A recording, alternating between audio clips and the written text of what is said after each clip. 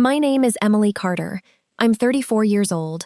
For 6 years, I quietly paid my husband's family $2,500 every single month while my own parents were struggling with medical bills.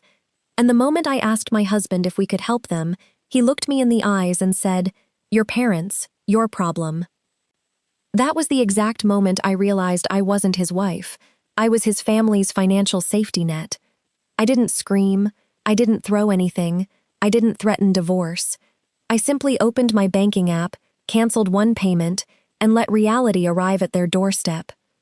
Because what I did in the next 4 taps, and what happened 30 days later when his family couldn't hide behind my money anymore, changed my marriage forever.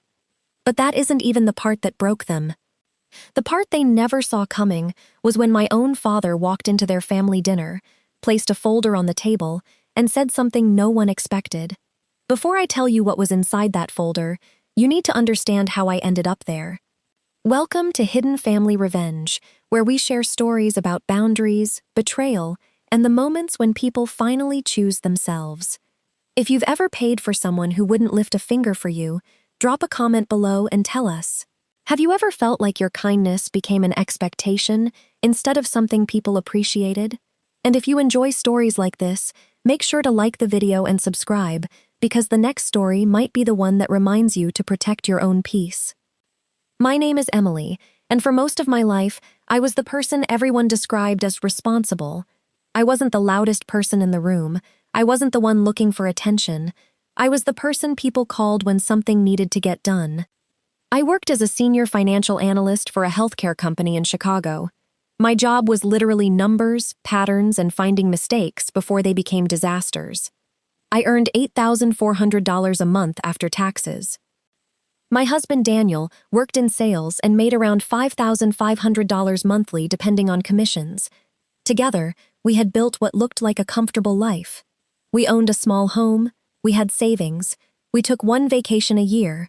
Nothing extravagant, but stable. One thing most people didn't know about me was that I loved organizing finances. I had spreadsheets for everything: bills, savings goals, investment accounts, house expenses. Some people find that boring. I found it peaceful. And years later, that same habit would reveal the truth everyone was trying to hide. When I married Daniel, I knew his family was close. At first, I actually admired it. His mother, Carol, was confident and outspoken. She was the kind of woman who entered a room and immediately took control. His father, Michael, was quieter. He rarely disagreed with his wife. If Carol made a decision, Michael usually nodded. Then there was Daniel's younger brother, Jason. Jason was the golden child. Everyone made excuses for him. When he changed jobs every few months, they called him finding his passion. When he overspent money, they called it living his life. When Daniel and I worked overtime to save for our future, nobody mentioned that. But whenever Jason needed something, suddenly it became a family emergency. And somehow, I always became part of the solution. The first time Carol asked for help, it was after Michael had a medical issue. She called me crying. "Emily, we don't know what we're going to do. The bills are piling up." I felt terrible. I transferred $1,500 that month. Then another month came. Then another. Eventually, Daniel sat down with me and said, "My parents are struggling. We need to help them." I agreed, because that's what families do. At least, that's what I believed. But slowly, $1,500 became $2,000. Then $2,500. And every time I questioned it, I heard the same sentence: "Your parents, your problem." Carol said it when I mentioned helping my mother replace her old car. Daniel said it when my father needed surgery. Jason even repeated it once during a family argument. "Emily, that's your side of the family drama, not ours." I remember sitting there silently, because the irony was almost unbelievable. My family wasn't asking for luxury. They weren't asking for vacations. They weren't asking me to pay their lifestyle. They needed help.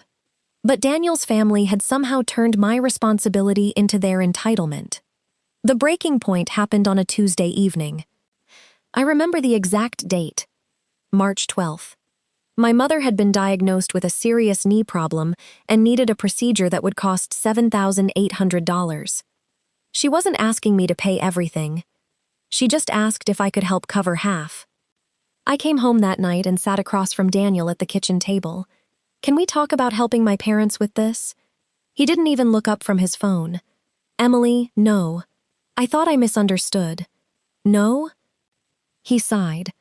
"Your parents are your responsibility." I stared at him. "Daniel, we've been sending your parents $2,500 every month. That's different." "How?" "They need us." "My parents need us too." He shook his head. "That's your side of the family drama, not mine." That sentence stayed in my mind. Not because it was cruel, because it was clear. He had created two different rules, one for his family, one for mine. After he went to bed, I didn't cry. I opened my laptop. I opened my banking app. I opened the spreadsheet I had maintained for years. And then I started counting. $2,500 per month. For 30 months. $2,500 by 30 equals $75,000. $75,000. That was not a small favor. That was a second income. And then I noticed something strange. The transfers hadn't been going to Carol and Michael directly. They were going into an account controlled by Daniel. I checked older statements, month after month, year after year. $2,500. Then I found something that made my stomach drop. A message thread between Daniel and Carol. I had never seen it before. The messages were from 3 months earlier. Carol wrote, "Make sure Emily doesn't suddenly stop helping. Jason is counting on that money for the business." Daniel replied, "Don't worry. She won't question it. She thinks it's still for Dad's medical expenses." I read that sentence 5 times. She thinks it's still for Dad's medical expenses. But it wasn't. I kept scrolling. "Carol, Jason needs another $800 this month. Tell Emily the hospital bill went up." "Daniel, I'll handle it." I just sat there, quiet, because the money I thought was helping with medical bills was actually covering Jason's lifestyle, his new car payment, his failed business idea, his expensive habits, and my husband knew. I took screenshots. I saved every statement, every transfer, every message, not because I wanted revenge, because I wanted the truth. The next morning, Daniel walked into the kitchen expecting a normal day. Instead, he found printed documents sitting on the table. He looked confused. "What is this?" I said, "The last 6 years." He picked up the pages. His face changed. "Emily, you went through my messages?" "No. I looked at the money that came from my account." He got defensive immediately. "You are making this a bigger deal than it is." I looked at him. $75,000 is not a small thing. He said, "Their family." I nodded. "Mine are too." He stayed quiet. Then he said the same thing again. "Your parents, your problem." This time, I didn't feel hurt. I felt finished. I took a breath and said, "Starting today, I will no longer financially support people who believe my family doesn't matter." Daniel opened his mouth. I continued, "I will help when I choose to help, not because I'm pressured, not because I'm guilted, and not because someone decided my money belongs to them." Then I looked at him and said, "It's handled." That was it. No screaming, no insults, just a boundary. And that was the moment everything changed. Of course, they didn't accept it quietly. Carol called me 2 hours later. Her first words were not, "Are you okay?" They were, "Do you realize what you're doing to this family?" I said, "I'm stopping a payment." She replied, "After everything we've done for you?" I almost laughed, because I couldn't believe she said that. She continued, "Your father-in-law is stressed. Jason is struggling. You can't just abandon people." I answered calmly, "I'm not abandoning anyone. I'm refusing to be responsible for everyone." She called me selfish. She said I was tearing the family apart. I listened. Then I ended the call. For the first time in years, I didn't explain myself. I didn't defend myself. I didn't apologize. 30 days passed, and then the consequences started. The first sign was a missed call from Daniel. I ignored it. Then another. Then a text. "Emily, we need to talk." I replied. "About what?" His answer came 5 minutes later. "Mom and Dad are having problems paying their bills." I stared at the screen. Because for 6 years, I had been told those bills were impossible without me. But somehow, nobody had planned for what would happen when the money stopped. A week later, I found out their reality had finally caught up. The luxury family dinners stopped. Jason's business was exposed as a failure.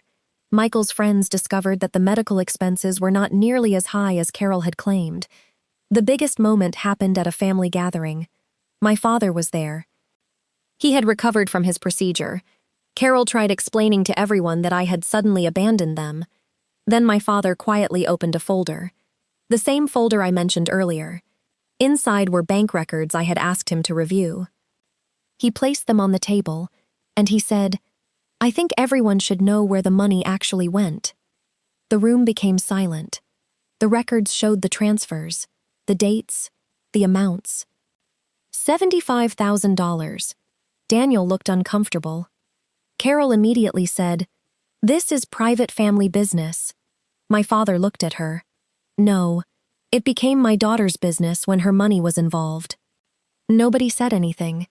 Then Michael asked the question everyone was thinking. Was the money really for my medical bills? Carol didn't answer. That silence said everything. Daniel looked at me. For the first time, he understood. He wasn't protecting his family. He was protecting a system that depended on me staying quiet. A few days later, I received a message from Carol. It said, "Sorry things got weird. We never wanted you to feel uncomfortable. We just need time to adjust." Notice what it didn't say. It didn't say sorry for lying. It didn't say sorry for taking advantage. It only apologized that things became inconvenient. The only genuine apology came from Michael. He called me. His voice was quiet. He said, "Emily, I should have asked more questions. I let things happen because it was easier. I'm sorry." It wasn't perfect, but it was honest, and I appreciated that. Carol never apologized. She stopped calling. Daniel and I spent the next few months in counseling. Not because money was the only problem, because respect was. 6 months later, my life looked completely different. I received a promotion at work. I started investing more aggressively. I rebuilt my relationship with my parents without guilt hanging over every conversation. Daniel and I were still together, but things were different. He had to learn that being loyal to your family does not mean sacrificing your marriage. His parents downsized. Jason moved back home and finally started dealing with his own choices. Nobody became a villain overnight. Nobody became perfect either. But the truth was finally out. I learned something important. Love without boundaries becomes a place where people come to take. Helping family is beautiful. Being used by family is something different. Money can support relationships. But money cannot replace respect. And if someone only loves what you provide, they don't love you.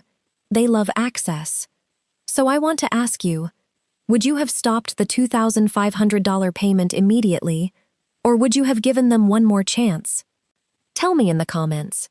If this story connected with you, like the video and subscribe to Hidden Family Revenge. And stay tuned for the next story, because sometimes the people who take the most from you are the ones who never expected you to finally say no.